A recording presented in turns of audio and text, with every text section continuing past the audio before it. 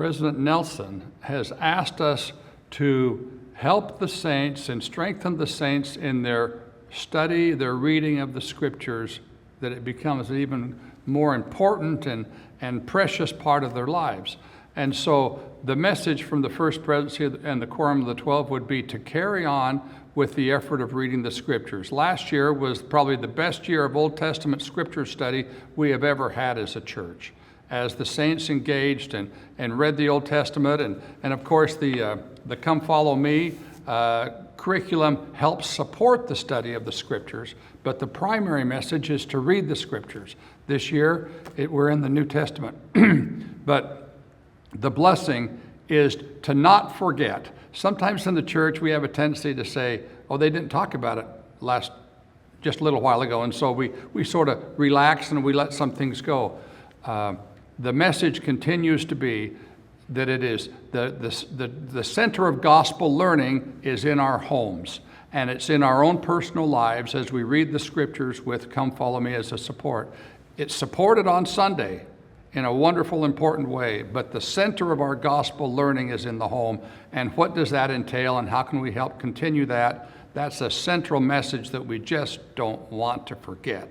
And we know we've been seeing such a blessing of that in the lives of the saints. When it comes to the youth, I think the message that we've been given to teach is a message of helping people understand the children and youth program. The POUR program got off to a rough start. I mean, if you remember right, they kicked it off right at the end of 2019, and then the whole world shut down, and the whole church shut down, and everybody stopped because of the pandemic. And so a lot of people don't understand the expectations of the program. So it's been so exciting to see them have moments when the light turns on, when they realize, oh, that's what it's about. And then they are able to implement the program. And that's what the brethren have asked us to do, is make sure that they understand it well enough that they can implement it, because we need to be able to help the youth. Now, one major part of that program is called PFJ, or in English, FSY, for the Strength of Youth. During the pandemic, the Caribbean was having that program virtually, and that touched a lot of lives. But last year, they were able to start gathering. And this year, they'll be able to gather. And that's going to make a big difference in the lives of these youth. Everywhere we've gone, we've heard young people from all over the Caribbean talking to us about the difference that program has made in their lives.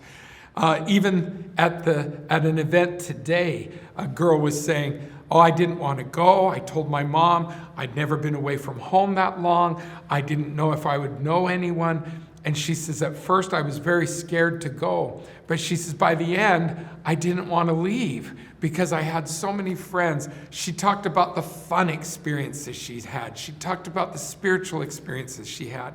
And then she said, I want to go on a mission. Another young man spoke, and he said the same thing.